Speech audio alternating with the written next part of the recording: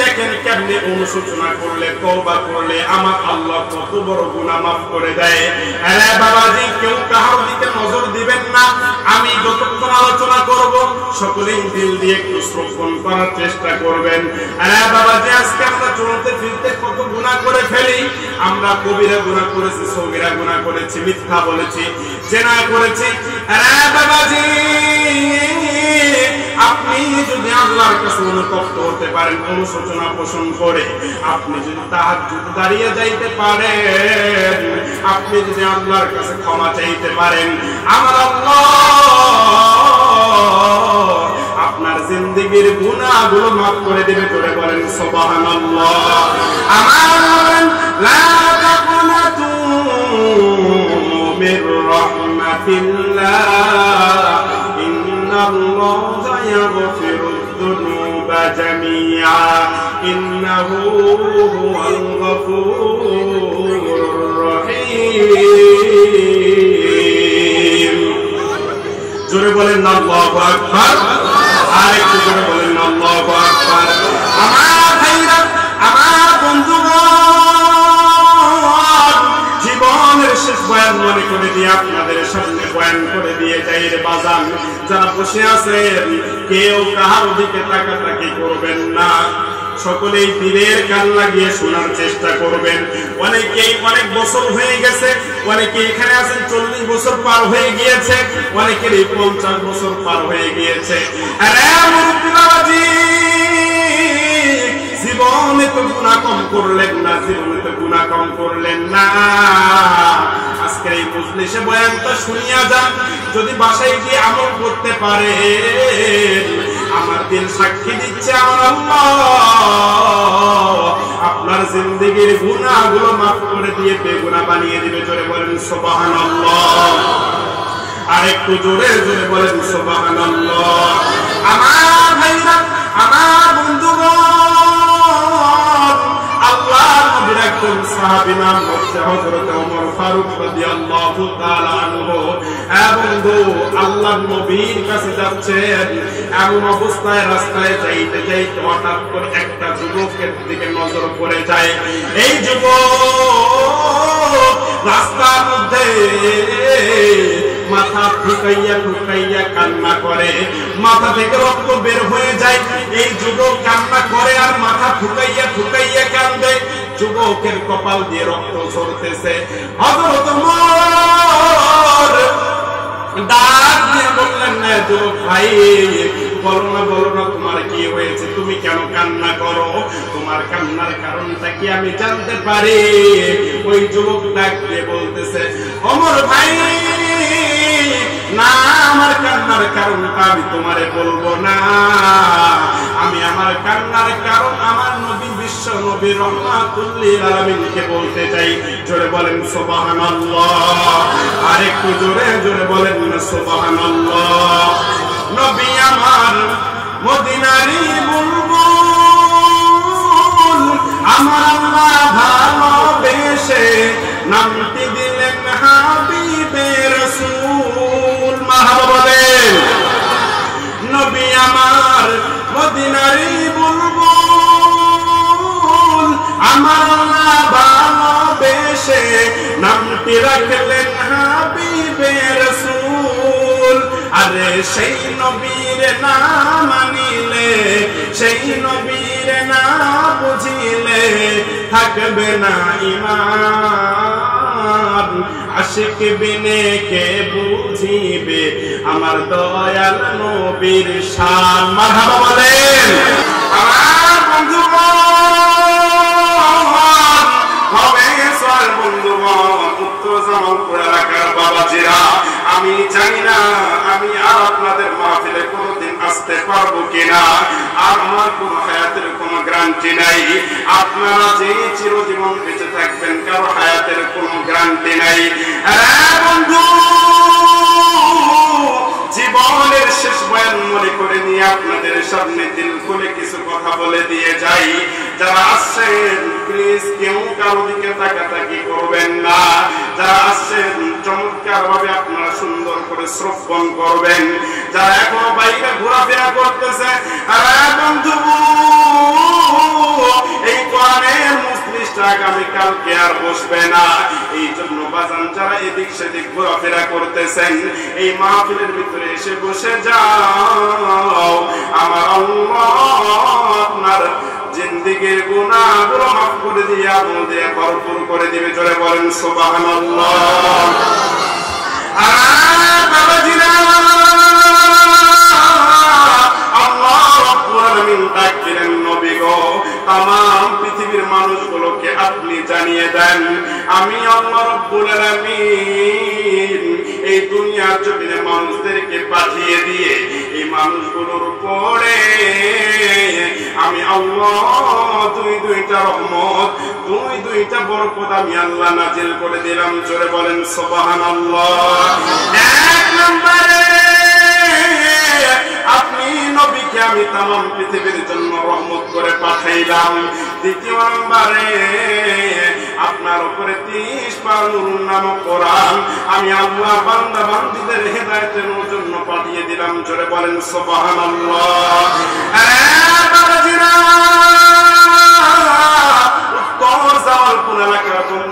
কেউ কারো দিকে নজর নাই। এক নম্বরে নবী মুহাম্মদকে তামাম পৃথিবীর জন্য রহমত করে যিনি পাঠাইলেন, চিৎকার দিয়ে বলেন তো তিনি কে? আরেকটু জোরে বলেন না তিনি কে? আপনার আমার নবীকে তামাম পৃথিবীর জন্য রহমত করে আমার আল্লাহ পাঠাইছেন। আমার আল্লাহ পবিত্র কোরআনুল কারীমের ভিতরে বলেন, ওয়ামা আরসালনাকা ইল্লা রাহমাতাল লিল আলামিন। আল্লাহু আকবার। আরেকটু জোরে বলেন না আল্লাহু আকবার।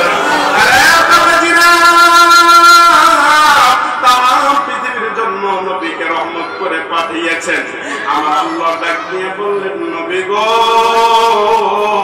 দুনিয়ার মানুষগুলো যখন দুনিয়ার মধ্যে গিয়ে পাপাচারের ভিতরে লিপ্ত হবে, এই মানুষগুলো যখন গুনার মধ্যে লিপিবদ্ধ হয়ে যাবে, এই মানুষগুলো যখন আমি আল্লাহকে ভুলে যাবে, আপনি নবীর অনুসরণ থেকে এই মানুষগুলো যখন দূরে চলে যাবে, আপনি নবী এই কোরআন কারীম দিয়ে মানুষদেরকে আহ্বান করবেন। যখন আপনি কোরআন কারীম দিয়ে মানুষদেরকে দ্বীনের পথে আহ্বান করবেন, নবী গো আমি আল্লাহ রাব্বুল আলামিন ওই মানুষদেরকে আমি আল্লাহ হেদায়েত দান করে দেব। জোরে বলেন সুবহানাল্লাহ। আরেকটু জোরে জোরে বলেন না সুবহানাল্লাহ। বলেন তো কোরআনুল কারীমের ভিতরে হেদায়েত যিনি দিয়েছেন তিনি কে? সব সমস্যার সমাধান দিতে পারে আল কোরআন। কথা বলেন ঠিক কিনা?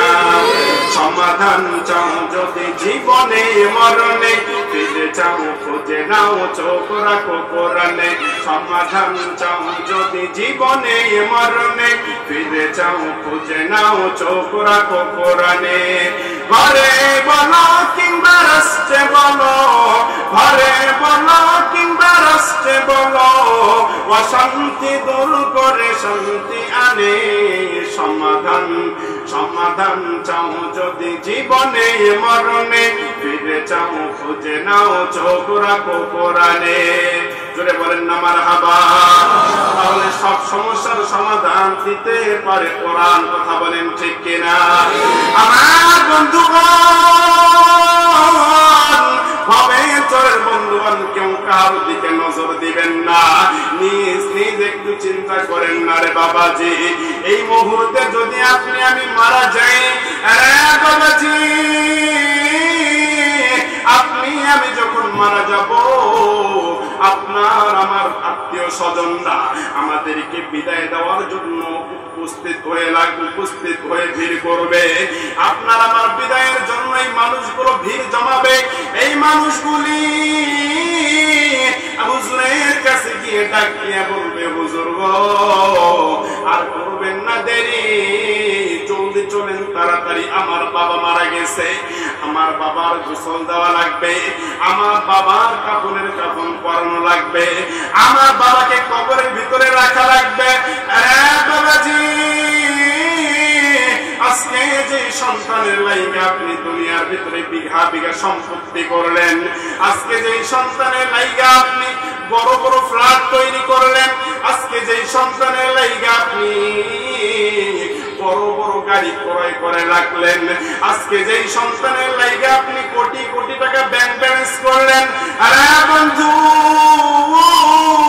আপনি আমি মরে যেতে দেরি, আপনার আমার লাশ অন্ধকার কবরে নিয়ে যাইতে দেরি করবে না। আরে বাবাজি, একটু কবরের কথা সকলে দিল দিয়ে শুনবেন, আপনি আমি কেউ এই দুনিয়ায় চিরজীবন থাকবো না। আরে বাবাজি, আপনি আমি যদি এই মুহূর্তে মইরা যাই, কাল সকাল 10টার আগে আমাদের জানাজা বিদায় কমপ্লিট করে দিব। আপনার সন্তান হুজুরের কাছে গিয়ে আপনার বিদায়ের জন্য আবেদন করবে, হুজুর এসে আপনার গোসল দিবে। আরে বাবাজি, আপনার যে গোসলটা দেওয়া হবে জীবনের শেষ গোসল, এই গোসলটা কিন্তু দামি কোনো খাটের উপরে দেওয়া হবে না, এই গোসলটা কিন্তু ছোট্ট একটা খুঁটার মধ্যে দেওয়া হবে। এইটার দাম মাত্র খুবই কম, 200-300 টাকা দিলে দেখবেন হাটের মধ্যে কিছু খুঁটা পাওয়া যায়। এই খাটগুলোর উপরে আপনার জীবনের শেষ গোসল হবে। বাবাজি, হবে সরের বন্ধুগণ, আজকে আপনি আমি যখন ঘুমাইতে যাই, আমরা কিন্তু দামি দামি খাটের উপরে ঘুমাই, আমরা কিন্তু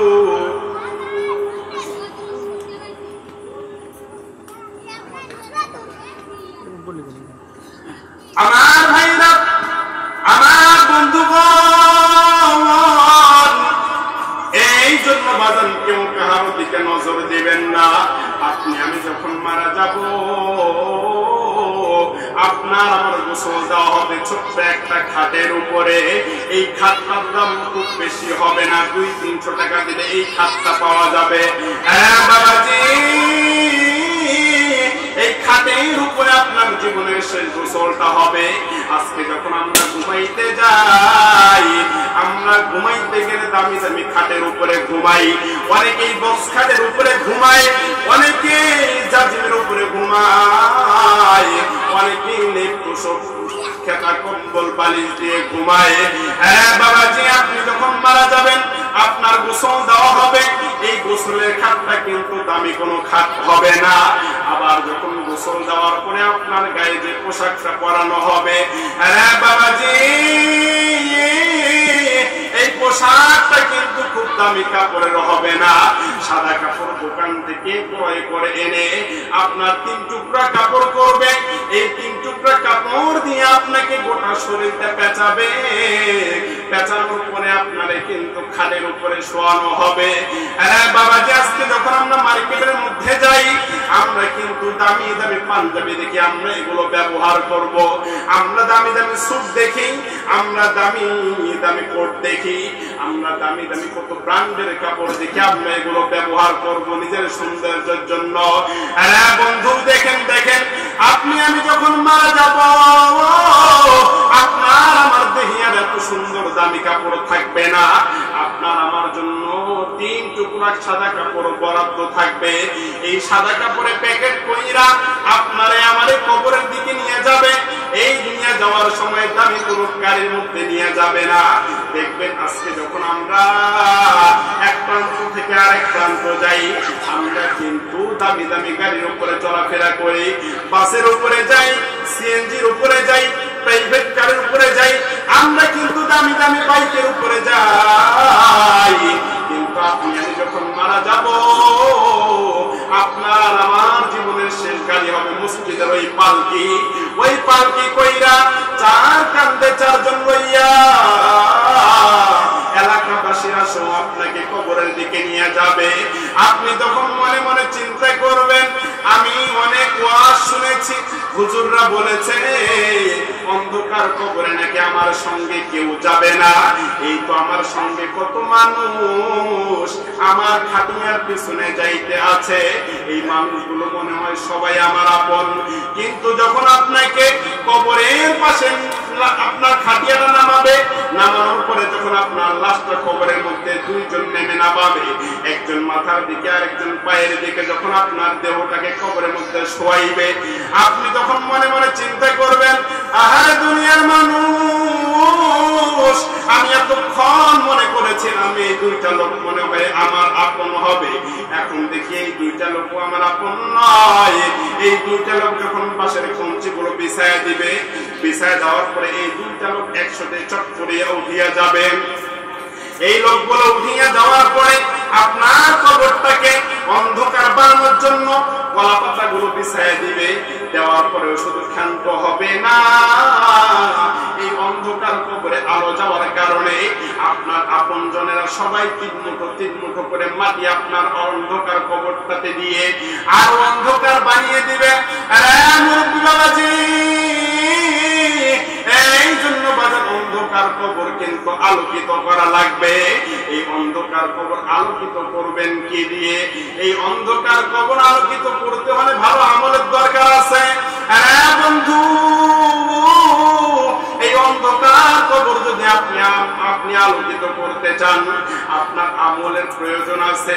এই অন্ধকার কবরে কিন্তু আপনার সঙ্গে কেউ যাবে না। বাবাজি,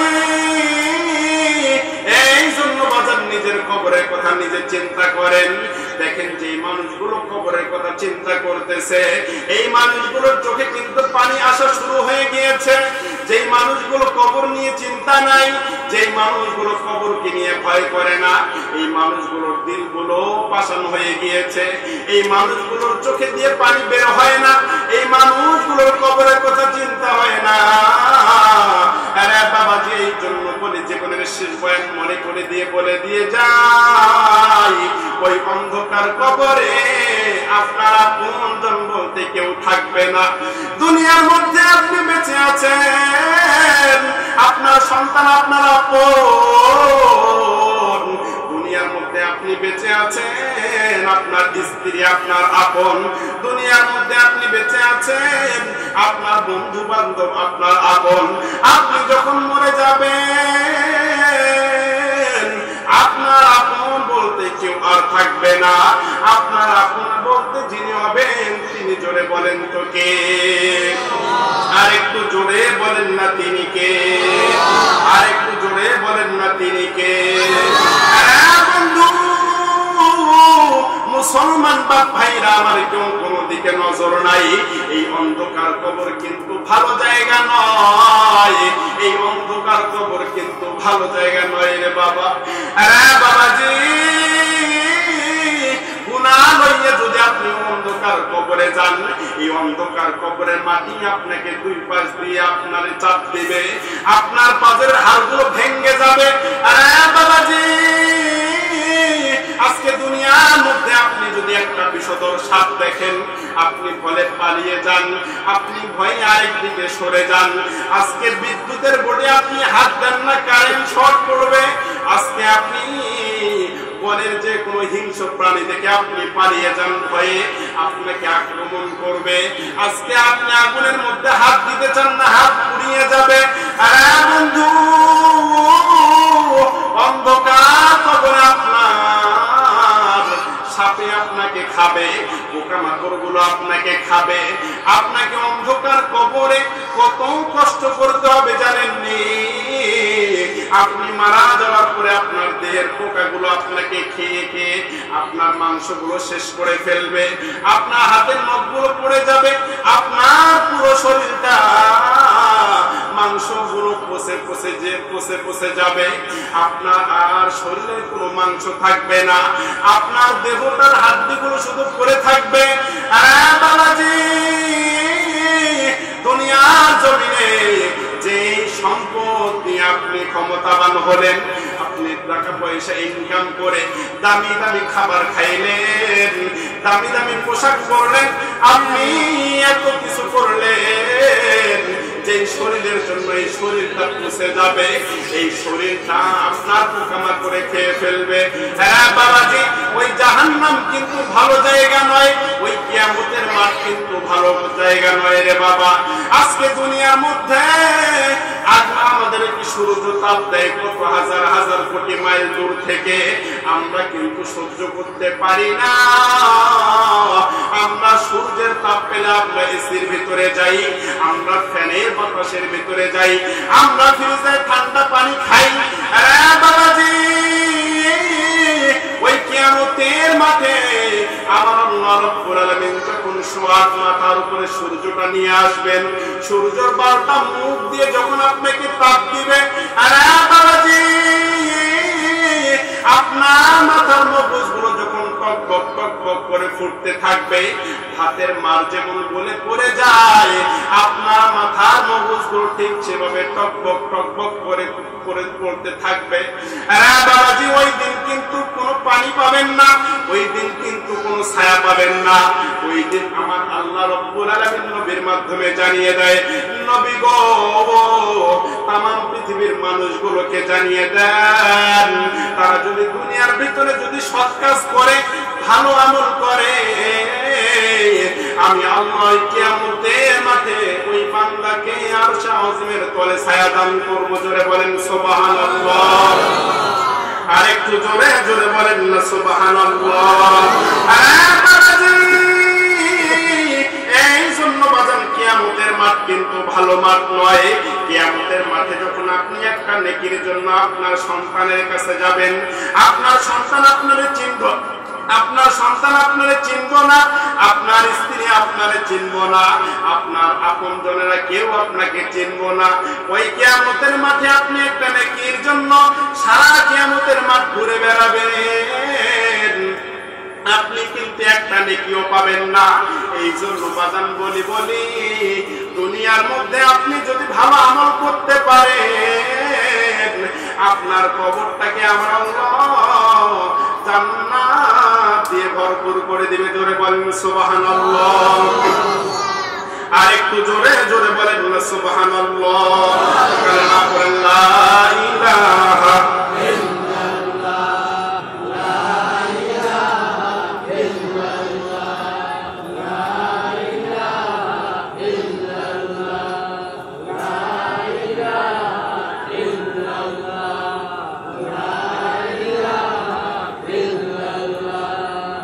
এই কানে মার বন্ধ মেলা, কাজে লাগবে মরণ বেলা। মারহাবা বলেন।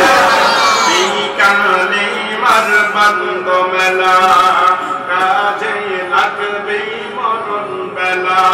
ও তো মরণ কালে বুঝতে পারবি, তাওহীদ কালেমা কত যে লা ইলাহা ইল্লাল্লাহু বলে আমার মন, লা ইলাহা ইল্লাল্লাহ, লা ইলাহা ইল্লাল্লাহ, লা ইলাহা ইল্লাল্লাহ, লা ইলাহা ইল্লাল্লাহ, লা ইলাহা ইল্লাল্লাহ মুহাম্মাদুর রাসূলুল্লাহ।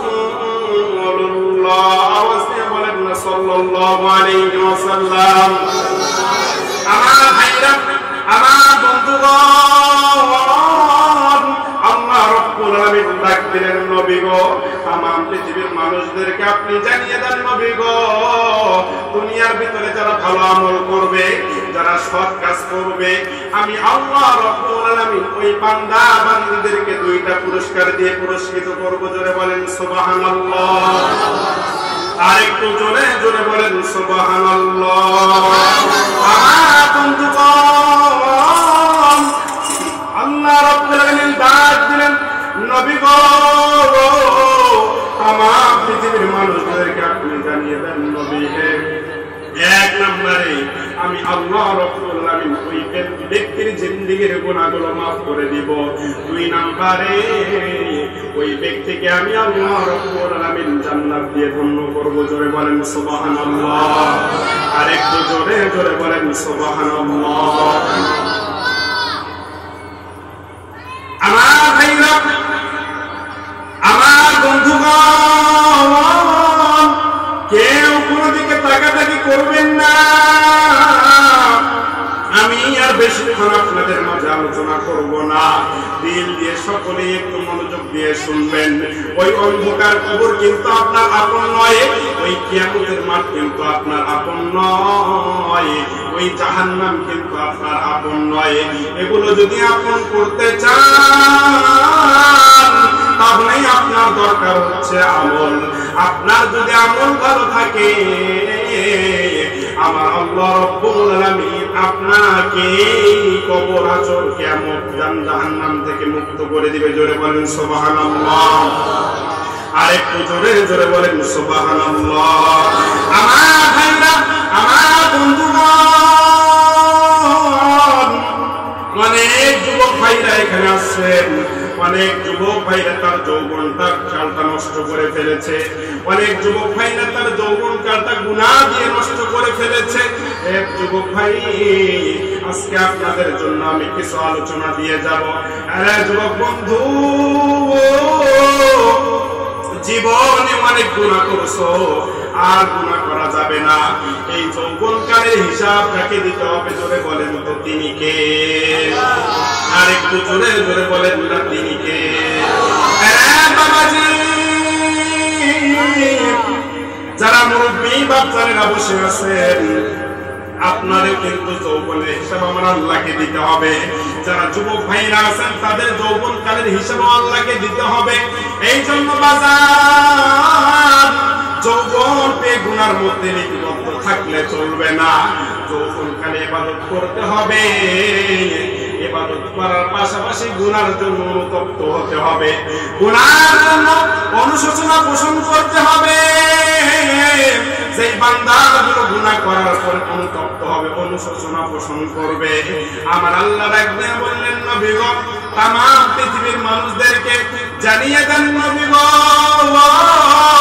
যারা গুনাহ করার পর অনুতপ্ত হবে, অনুশোচনা পোষণ করবে, আমি আল্লাহ রাব্বুল আলামিন ওই বান্দার জিন্দেগীর গুনাহগুলো maaf করে দিব। জোরে বলেন সুবহানাল্লাহ।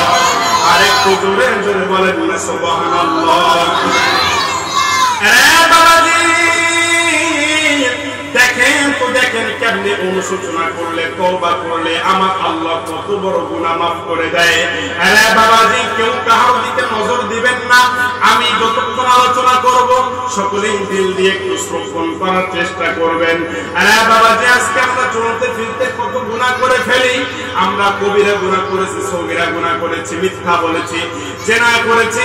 আরে বাবাজি, আপনি যদি আল্লাহর কাছে অনুতপ্ত হতে পারেন, অনুশোচনা পোষণ করে, আপনি যদি তাহাজ্জুদ দাঁড়িয়ে যাইতে পারেন, আপনি যদি আল্লাহর কাছে ক্ষমা চাইতে পারেন, আমার আল্লাহ আপনার জিন্দেগীর গুনাহগুলো maaf করে দেবে। করে বলেন সুবহানাল্লাহ। আমার লা তাকুনাতু মির রাহমাতিল্লাহ, ইন্নাল্লাহা ইয়াগফিরুদ যুনুবা জামিআ, ইন্নাহু হুয়াল গফুরুর রহিম। জোরে বলেন আল্লাহু আকবার। আর একটু জোরে বলেন আল্লাহু আকবার। আমার ভাইরা, আমার বন্ধুগণ, জীবনের শেষ বয়ান মনে করে দিয়ে আপনাদের সামনে বয়ান করে দিয়ে যাই রে বাজান। যারা বসে আছেন কেউ কাহার দিকে তাকাতাকি করবেন না, সকলেই দিলের কান লাগিয়ে শোনার চেষ্টা করবেন। অনেকেই অনেক বছর হয়ে গেছে, অনেকে এখানে আছেন 40 বছর পার হয়ে গিয়েছে, অনেকের 50 বছর পার হয়ে গিয়েছে। আরে মুরব্বি বাবাজি, জীবনে তো গুনাহ কম করলেন না, জীবনে তো গুনাহ কম করলেন না। আজকের এই মজলিসে বয়ানটা শুনিয়া যান, যদি বাসায় গিয়ে আমল করতে পারেন আমার দিল সাক্ষী দিচ্ছে আমার আল্লাহ আপনার জিন্দেগীর গুনাহগুলো মাফ করে দিয়ে বেগুনাহ বানিয়ে দিবে। জোরে বলেন সুবহানাল্লাহ। আর একটু জোরে জোরে বলেন সুবহানাল্লাহ। আমার ভাইরা, আমার বন্ধুগণ, আল্লাহর নবীর একজন সাহাবী নাম হচ্ছে হযরত ওমর ফারুক রাদিয়াল্লাহু তাআলা আনহু। বন্ধু, আল্লাহর নবীর কাছে যাচ্ছেন, এমন অবস্থায় রাস্তায় যাইতে যাইতে হঠাৎ করে একটা যুবকের দিকে নজর পড়ে যায়। এই যুবক রাস্তার মধ্যে মাথা ঠুকাইয়া ঠুকাইয়া কান্না করে, মাথা থেকে রক্ত বের হয়ে যায়। এই যুবক কান্না করে আর মাথা ঠুকাইয়া ঠুকাইয়া কান্দে। যুবকের কপাল দিয়ে রক্ত ঝরতেছে। হযরত ওমর ডাক দিয়ে বললেন, না যুবক ভাই, বলো না তোমার কি হয়েছে, তুমি কেন কান্না করো, তোমার কান্নার কারণটা কি আমি জানতে পারি? ওই যুবক ডাক দিয়ে বলতেছে, ওমর ভাই, না, আমার কান্নার কারণটা আমি তোমারে বলবো না। আমি আমার কান্নার কারণ আমার নবী, বিশ্ব নবী রাহমাতুল লিল আলামিনকে বলতে চাই। জোরে বলেন সুবহানাল্লাহ। আর একটু জোরে জোরে বলেন সুবহানাল্লাহ। নবী আমার মদিনারই বুলবুল, আমার আল্লাহ ভালোবেসে নামটি দিলেন হাবিবে রাসূল। মারহাবা বলেন। নবী আমার মদিনারই বুলবুল, আমার আল্লাহ ভালোবেসে নামটি রাখলেন হাবিবে রাসূল। আরে সেই নবীর না মানিলে, সেই নবীর না বুঝিলে থাকবে না ঈমান। আশিক বিনে কে বুঝিবে আমার দয়াল নবীর শান। মারহাবা বলেন। আশিক বিনে কে বুঝিবে আমার দয়াল নবীর শান। মারহাবা বলেন। আমার ভাইরা, আমার বন্ধুগণ, আলোচনা লম্বা করার কোন সুযোগ নাই রে বাবা, একটু সকলেই মনোযোগ সহকারে শুনতে থাকেন। আমি কিছুক্ষণের মধ্যেই বিদায়ের দিকে চলে যাব। বাবাজি, এবার হযরত ওমর রাদিয়াল্লাহু তাআলা আনহু এই যুবককে নিয়ে আল্লাহর নবীর দরবারে রওনা দিলেন।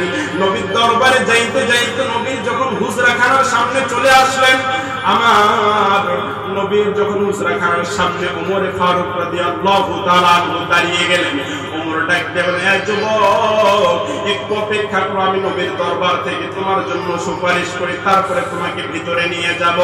এবার হযরত ওমর আল্লাহর নবীর হুজরাখানার ভিতরে প্রবেশ করলেন। হুজরাখানার ভিতরে প্রবেশ করার পর হযরত ওমর ফারুক রাদিয়াল্লাহু তাআলা আনহুর চেহারার দিকে তাকিয়ে আছে আমার নবী। ডাক দেন, ওমর, তোমার চেহারা কেন আজকে এরকম দেখাচ্ছে, বলো না কি হয়েছে? ওমর রাদিয়াল্লাহু তাআলা আনহু ডাক দিয়ে বলেন, নবী গো, আমি আজকে আপনার হুজরাখানায় আসার পথে একটা যুবকের সঙ্গে আমার দেখা হয়ে গিয়েছে। এই যুবক পাথরের মধ্যে মাথা ঠুকাইয়া ঠুকাইয়া কান্দে। এই যুবক মাথা দিয়ে রক্ত বের করে ফেলছে। আমি এই যুবককে বলছি, কেন কান্না করো? এই যুবক কেন কান্না করো এটা আমাকে জানাই নাই।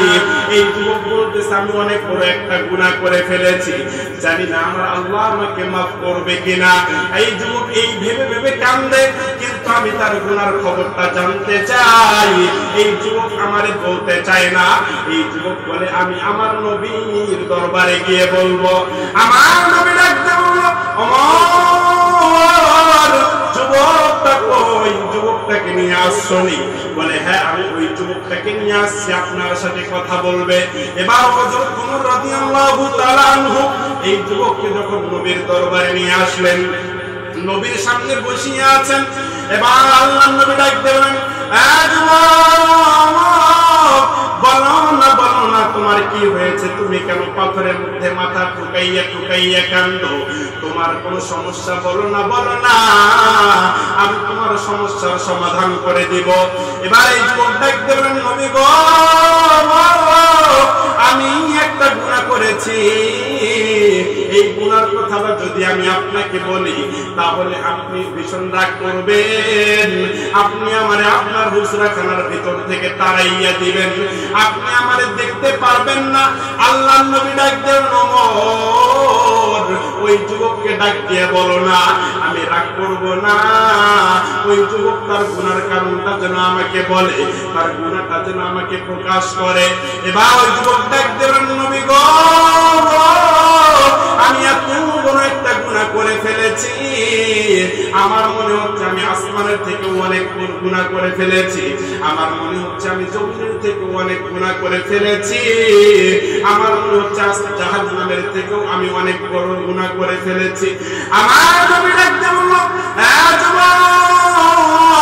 বলো না তুমি কি গুনাহ করেছো, আমি তোমার গুনার খবরটা জানতে চাই। এই যুবক ডাকতে বলেন, নবী গো আমি মদিনার ভিতরে একজন কাফন চোর, আমার পেশা হচ্ছে চুরি করা। যখন কোন মানুষ মারা যায় তাকে যখন কবরের মধ্যে শোয়া রাখা হয়, আমি রাতের বেলা অন্ধকারের সময় আমি ওই কবরটা গিয়ে খনন করি, কবরটা খনন করার পরে ওই লাশের গা থেকে আমি কাপড়গুলো খুলে আমি বাসার মধ্যে ধৌত করি, সুন্দর করে পরিষ্কার করে শুকনা করে আমি বাজারের মধ্যে বিক্রি করি। এইভাবে আমার সংসার পরিচালনা আমি করি। আমার নবী একদম যুবক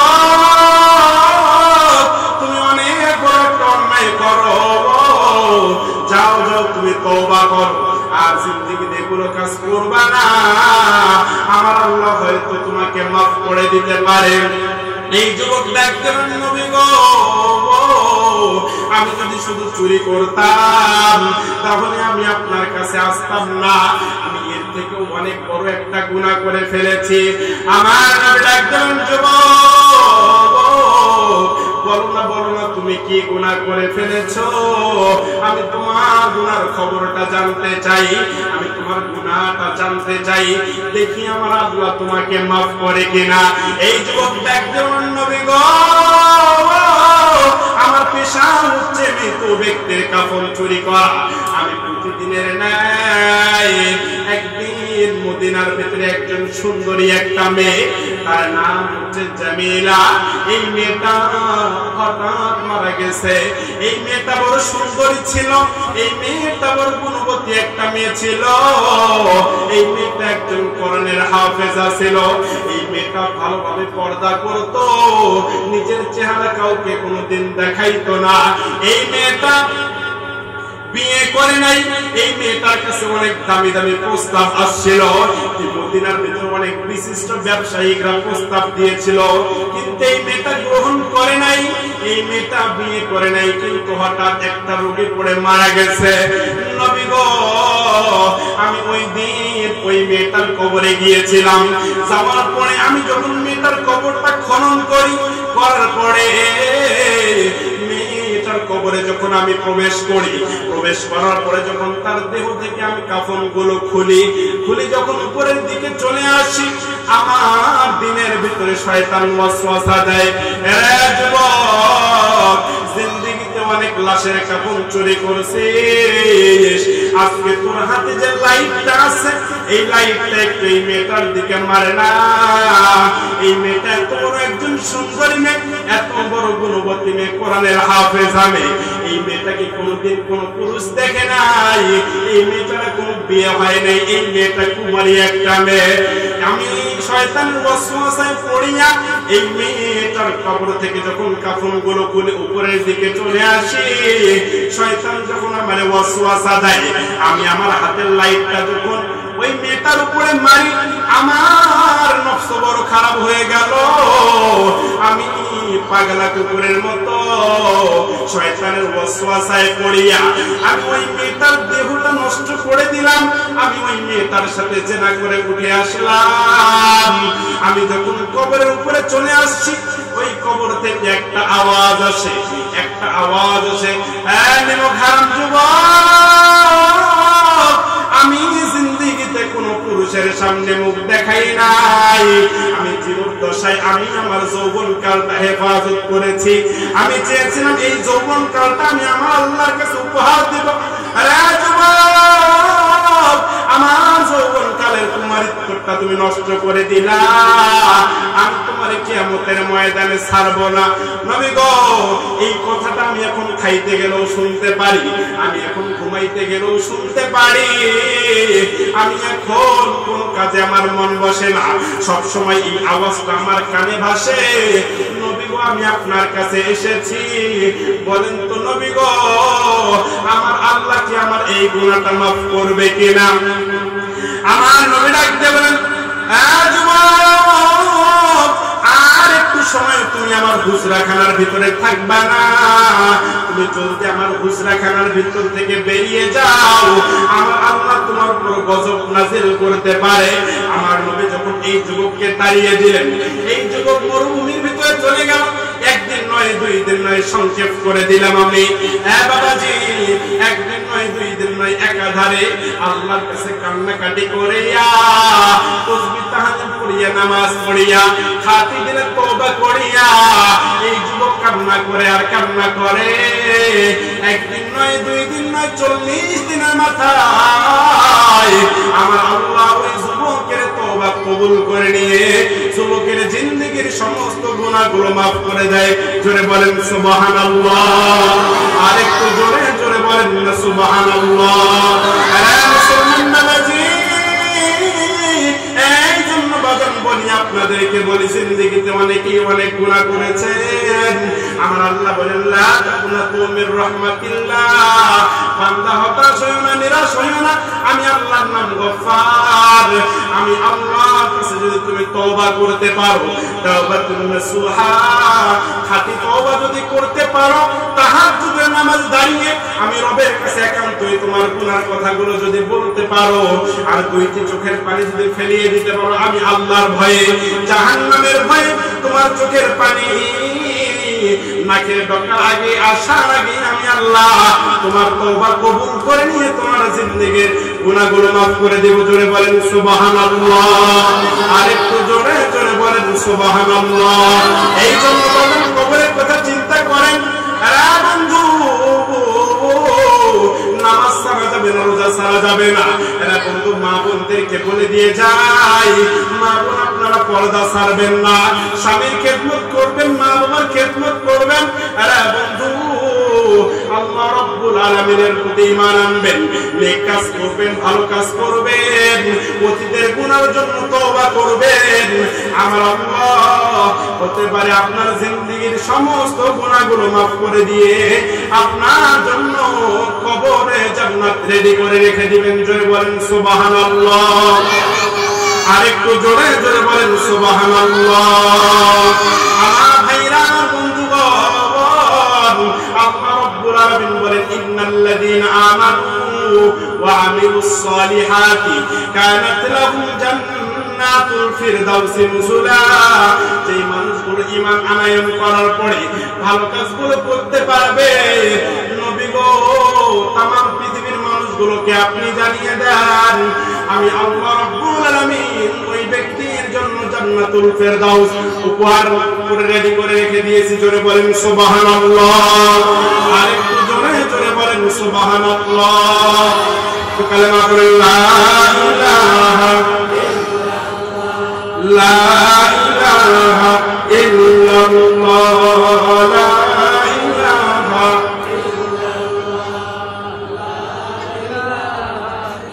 লা ইলাহা ইল্লাল্লাহ, লা ইলাহা লা ইলাহা ইল্লাল্লাহ মুহাম্মাদুর রাসূলুল্লাহ। সাল্লাল্লাহু আলাইহি ওয়াসাল্লাম। আমরা কি ওই পৃথিবীতে থাকবো? কারা কারা থাকবেন হাত তোলেন, কারা কারা থাকবেন না হাত তোলেন, কারা কারা থাকবেন না? কেউ কি থাকবো আমরা? হাত তোলেন না কেন? লিল্লাহি তাকবীর, লিল্লাহি তাকবীর। হারিয়ে যাব একদিন আমি, রব নাই ভুবন চিরদিন। হারিয়ে যাব একদিন আমি, রব নাই ভুবন চিরদিন। পাশ বাগানে বা গোরস্থানে হয়তো দেবে মোর কবর, তোমরা আমায় যাবে ভুলে, রাখবে না জানি কোনো খবর।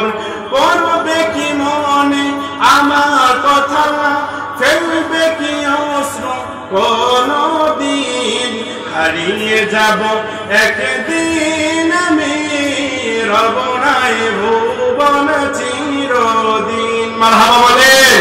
আল্লাহ সুবহানাহু ওয়া তাআলা আমাদেরকে আল্লাহর উপরে ঈমান এনে কবরের ভয় করে, আমাদেরকে ভালো ভালো আমল করে আমাদেরকে ঈমানের হালতে মৃত্যুবরণ করার তৌফিক দান করুক, গুনাহ মুক্ত জীবন দান করুক। সকলে বলুন আল্লাহুম্মা আমিন।